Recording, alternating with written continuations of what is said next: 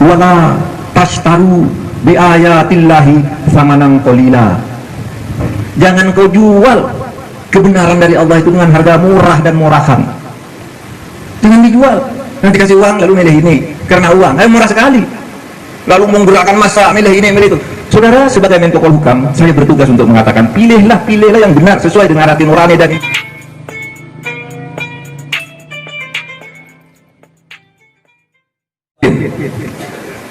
ini yang ingin saya sampaikan. Saya tidak akan berkampanye.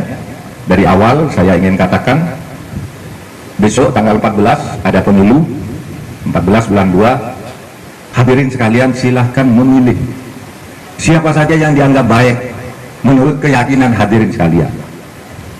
Saya tidak akan katakan, kamu pilih partai ini, enggak, terserah. Kamu pilih calon presiden, wakil enggak. Ini pemilihan, ini hak rakyat untuk memilih sendiri kehendak-kehendaknya, aspirasinya silahkan dipilih. Yang penting Indonesia ini melahirkan pemimpin yang baik. Nah, pilih, dan tidak boleh ada yang menekan-nekan harus milih si A, si B, si C, tidak boleh. Rakyat harus diberi kebebasan untuk memilih berdasar kehendak hati nuraninya sendiri.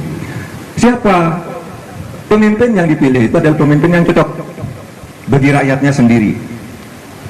Siapa pemimpin yang cocok? Begini, hadirin, saya calon wakil presiden. Saya tidak berkampanye agar saudara memilih saya, enggak. Pilih yang baik saja. Itu kan ada ceritanya, tanyalah pada kiai-kiai ini siapa sih yang paling bagus gitu, tanya aja gitu. Yang penting memilihnya itu ikhlas. Jangan memilih karena duit, jangan memilih karena tekanan pejabat, kepala desa atau siapa, jangan milih karena itu. Jangan milih karena amplop. Pilih yang baik. Ini negara ini harus baik. Makanya hadirin sekalian, saya ingin katakan gini, orang yang memilih tidak sesuai dengan bisikan kalbu atau nurani, menurut Allah orang seperti ini masuk neraka jahanam karena perilakunya lebih jelek dari binatang. Gini, firman Allah itu begini, walaqad zara'na li jahannam katsirun minal jinni wal ins lahum qulubun la yafqahuna biha wa lahum a'yunun la yubsiruna biha wa lahum adhanun la yasma'una biha ulaika kal an'am bal hum adall.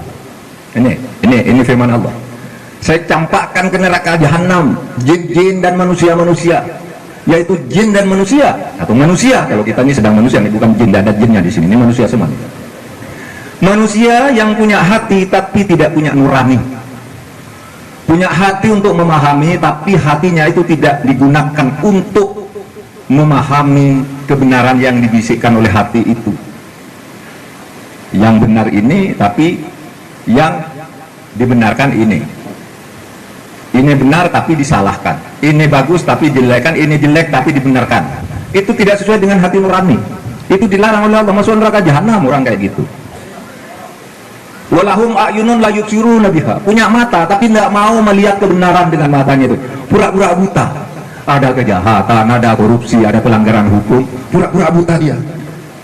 Karena apa? Karena sudah disuap mungkin, karena takut, atau karena ingin dapat bagian.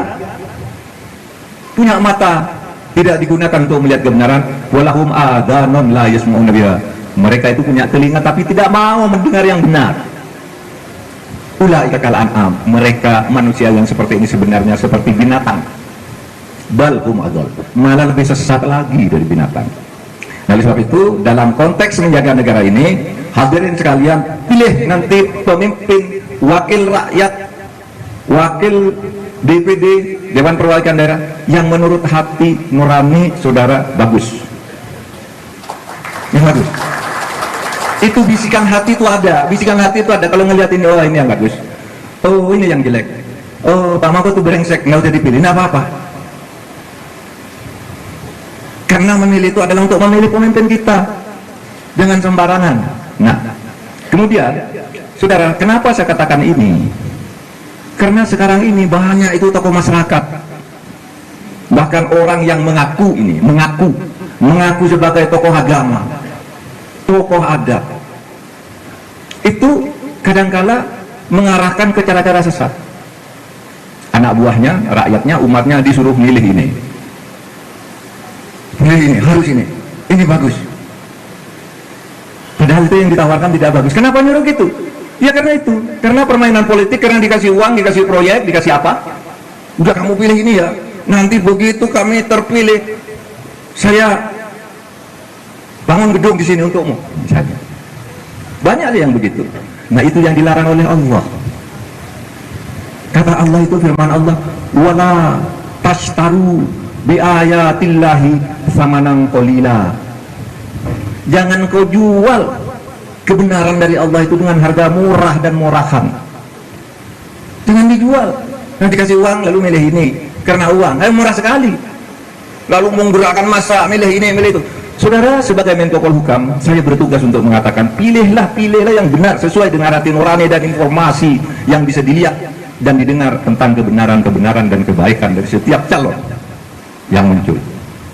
Negara ini harus terpelihara kalau tidak ingin hancur.